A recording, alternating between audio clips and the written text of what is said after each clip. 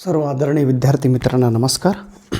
Maharashtra set परीक्षा paper क्रमांक 1 मधील 9वा युनिट आहे पर्यावरण. या पर्यावरण युनिटाच्या आधारित असलेला अतिशय महत्त्वाचा कन्सेप्ट मी तुम्हाला सांगत आहे.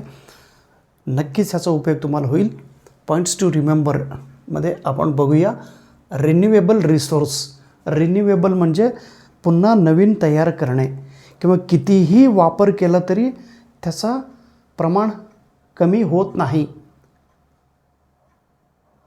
किंवा कमी झाला तरी ते पुन्हा निर्माण होतो, असं रिन्युएबल एनर्जी म्हणतात. जे नैसर्गिकरित्या निसर्गामध्ये उपलब्ध असलेले जे रिसोर्स आहे, सोलार एनर्जी म्हणा, सूर्यापासून येणारे जे किरण आहे त्याच्यापासून आपण ऊर्जा निर्माण करतो. कितीही वापर केला तरी ते कमी होत नाही. समुद्राचे पाणी हायड्रोथर्मल, समुद्राची पाणी कितीही वापर केलं तरी ते कमी होत नाही. एअर, जे हवा आहे, एअरचा वापर किती केला तरी ते कमी होत नाही. Okay, it is always exist. Biomass आहे, जिओथर्मल आहे, वॉटर आहे, प्लॅन्ट्स आहे, सन, सोलर एनर्जी, ह्याला सर्वाला आपण रिन्युएबल पुन्हा पुन्हा निर्माण करत असतो. किती वापर केला तरी त्याचा प्रमाण कमी होत नाही, असा त्याला रिन्युएबल रिसोर्स असे म्हणतात. मग दुसरं आहे नॉन रिन्युएबल. एकदा वापर केलो तर ते पुन्हा निर्माण होत नाही. Non renewable. आता मिनरल्स आहे. ओके, मिनरल्स आपण काय म्हणतो, खनिज ॲल्युमिनियम आहे, गोल्ड आहे, बॉक्साईट आहे, जे ॲल्युमिनियम आपण म्हणतो, कॉपर आहे, आयरन आहे, मिनरल्स किंवा कोल, जे कोळसा आहे, कोल, मिनरल्स, हे एकदा वापर केलं तर त्याचं प्रमाण कमी होतो. किंवा oil, natural oil, gases, petrol, diesel, हे एकदा वापर झालं तर ते पुन्हा निर्माण होत नाही. न्यूक्लिअर, हे सगळं नॉन रिन्युएबल. आता सोलार एनर्जी 2022मध्ये भारत देशाला सोलार या एनर्जीमध्ये कॅपिटल म्हणून, म्हणजे सर्वात जास्त सोलार एनर्जी उत्पादन करणारा देश म्हणून आपल्या देशाचं नावलौकिक करायचं होतं, हे झालेलं आहे. राजस्थान हा राज्य सर्वात जास्त सोलार एनर्जी प्रोड्यूस करणारी राज्य ठरलेले आहे. विंड एनर्जी, विंड म्हणजे आपण जे वारे वाहतात, वाऱ्याच्या सहाय्याने असं मोठं असं यंत्र ठरवून फिरून आपल्याला एनर्जी तयार होतो, लाईट तयार होतो. विंड, तर सांगलीमध्ये जत आहे बघा, विंड एनर्जीचा असं प्लॅन्ट्स आहे, मोठे पंखा असतात, असं फिरतात.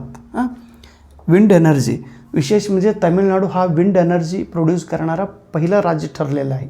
त्याच्यानंतर सात स्टेट्सना विंडी स्टेट्स म्हणतात. 7 विंडी स्टेट्स, विंड निर्माण करणारे जे स्टेट्स आहे किंवा विंडापासून निर्माण करणारी जे काही एनर्जी आहे, गुजरात आहे, राजस्थान आहे, गुजरात, राजस्थान आणि महाराष्ट्र, आपलं महाराष्ट्र, तामिळनाडू, कर्नाटक, आंध्र प्रदेश, मध्य प्रदेश. गुजरात, राजस्थान, महाराष्ट्र, कर्नाटक, तामिळनाडू, आंध्र प्रदेश, 6 झालं आंध्र प्रदेश, आणि मध्य प्रदेश. नावं लक्षात ठेवा. झूम फार्मिंग म्हणजे काय? झूम शेती म्हणतात त्याला, झूम शेती. आपलं भारत देशातील जे नॉर्थ ईस्टमधलं जो राज्य आहे ना, हे राज्य हे 7 सिस्टर्स म्हणून म्हणतो बघा. सिक्कीम आहे, आसाम, अरुणाचल प्रदेश, मेघालय, त्रिपुरा, नागालँड, मिझोराम, हे जे काय स्टेट्स आहे, नॉर्थ ईस्ट स्टेट, तिथले लोकांनी मोठमोठे अरण्य, झाडं तोडून, सगळं पाला खाली पडल्यानंतर त्याला आग लावून त्या भागात म्हणजे ट्रीज वगैरे कट करून त्या भागात नॅचरल ट्री कट केल्यानंतर सगळं जे काय त्याचं लिव्ज आहे, पानं, सगळं खाली पडल्यानंतर ते मृदूमध्ये म्हणजे सॉईलमध्ये मिक्स होऊन पाऊस पडल्यानंतर तिथं त्या भागात जे लोक असतात ते लोक काय करतात, बियाणे वगैरे घेऊन जाऊन तिथं असं just they are throwing, they wanted to make a farm, but सगळं आपल्यासारखं असं सिस्टमॅटिक ते काय करत नाही. सगळं बीज वगैरे तिथं टाकतात ॲटोमॅटिकली पाऊस आल्यानंतर ज्या एरियामध्ये प्लॅन्ट्स ॲटोमॅटिकली उगवतात आणि प्लॅन्ट्स उगवल्यानंतर हे जाऊन प्लॅन्ट्स वगैरे ते कट करून तिथं शेती केले जातात, फार्म शेती. जे तुम्हाला प्रश्न असे विचारतात, झूम फार्मिंग भारत देशात कोणत्या ठिकाणी केल्या जातात? नॉर्थ ईस्ट स्टेट्समध्ये, ईशान्य भारतात. Forest act, Indian forest act म्हणून 1927 रोजी जेव्हा ब्रिटिश राज्य होते त्यावेळी इंडियन फॉरेस्ट ॲक्ट 1927ला सुरू झाले.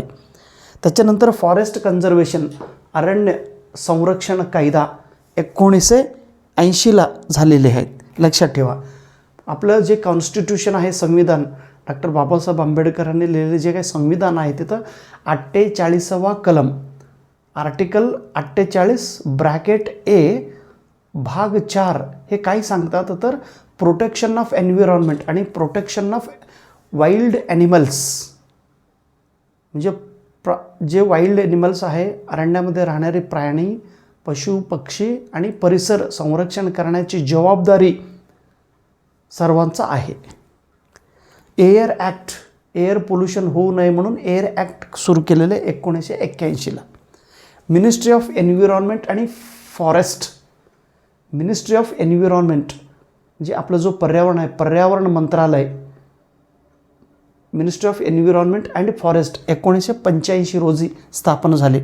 बायोडायव्हर्सिटी, आपल्या देशात अनेक पशु पक्षी प्राणी वनस्पती आहे, मग हे सर्व विविधता असल्यामुळे हे सर्वांचं विविधता, अनेक प्राणी पशु पक्षी धान्य वातावरण सगळं डिफरंट आहे आणि सर्व डिफरंट असलेले आपल्या भारत देशात आहे. त्यामुळे हे सर्व बायोडायव्हर्सिटीला कंट्रोल करण्यासाठी, त्याचं प्रोटेक्शन करण्यासाठी, त्याचं रक्षण करण्यासाठी, त्याचं इम्प्रूव्हमेंट करण्यासाठी एक नवीन कायदा 2002 साली भारत देशात झालेला आहे. आपल्या भारत देशात ओव्हरऑल 18 नॅचरल डिझास्टर आहे किंवा नॅचरल 18 हजार्ड्स आहे, जे ज्यामुळे धोका निर्माण होतो. असं ज्वालामुखी आहे, भूकंप आहे, जोरात वारे वाहतात, सुनामी आहे, ह्याला नॅचरल हजार्ड्स म्हणतात. अशी एकूण 18 आहे, 18 लक्षात घ्या. डिझास्टर मॅनेजमेंट, जेव्हा असे युद्ध झालं, भूकंप झाली, ज्वालामुखी झालं किंवा सुनामी झाल्यानंतर अनेक लोकांचा मृत्यू होतो, मग त्यावेळी त्या लोकांना मदत करण्यासाठी किंवा तिथल्या लोकांना संरक्षण करण्यासाठी किंवा हे डिझास्टर झाल्यानंतर डिझास्टरचं प्रमाण कमी करण्यासाठी, डिझास्टरचा थोडं कंट्रोल करण्यासाठी आपल्याला डिझास्टर मॅनेजमेंटची एक डिपार्टमेंट सुरू केलेलं आहे. हे डिझास्टर मॅनेजमेंट हे कोणाच्या अंडरमध्ये काम करतो? मिनिस्ट्री ऑफ होम अफेअर्स, जे आपण मिनिस्ट्री ऑफ होम अफेअर्स. आता मिनिस्ट्री ऑफ होम अफेअर्स कोण? संरक्षण आपलं हे कोण? नरेंद्र मोदी साहेबांचा मित्र आहेत की हो, ते कोण? त्यांचं नाव असं लक्षात आहे, मग असं एकदम धप्पड आहे बघा एकदम. हां, शाह अमित शाह त्यांच्या अंडरमध्ये हे डिझास्टर मॅनेजमेंट आहे. डिझास्टर मॅनेजमेंट ॲक्ट 2005 रोजी पास झालेली आहे, हे लक्षात ठेवा. NDMA, natural disaster management authority, natural disaster management authority हे सध्या नवी दिल्ली येथे आहे. जे एन्व्हायरमेंटला आपण मराठीत पर्यावरण म्हणतो, हे एन्व्हायरमेंट शब्द फ्रेंच भाषातील एन्व्हायरॉनर या शब्दापासून उत्पत्ती झालेले आहे. एन्व्हायरॉनर या शब्दांचा अर्थ सराउंडिंग एरिया किंवा सर्कल असे म्हणतात. आता 1986ला जे एन्व्हायरॉन्मेंटल प्रोटेक्शन ॲक्ट झाला, त्या ॲक्टप्रमाणे पर्यावरण म्हणजे बायोटिक आणि अबायोटिक या दोघा घटकामुळे तयार झालेले भागाला पर्यावरण असे म्हणतात. बायोटिक आणि अबायोटिक या दोन्ही घटकामुळे तयार झालेले परिसराला पर्यावरण असे म्हणतात. ओके. आता बायोटिक आणि अबायोटिक, बायोटिक म्हणजे जीव असलेले घटक, अबायोटिक म्हणजे जीव नसलेले निर्जीव घटक. पर्यावरणामध्ये सजीव आणि निर्जीव दोन्ही घटकापासून पर्यावरण तयार होतो. आता ॲनिमल्स आहे, प्लांट्स आहे, हे living things. Non living things stones आहे, एअर आहे, वॉटर आहे. ओके.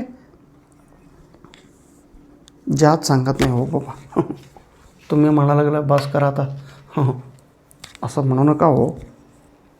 मला एक दादाने मेसेज केला, आता तुमचं सगळं व्हिडिओ बंद करा सर म्हणाले. आमचं सगळं डिस्टर्ब करायला लागलं. मग असं म्हणाले हो काय करावं हो, डिस्टर्ब करत नाही होत आता मी.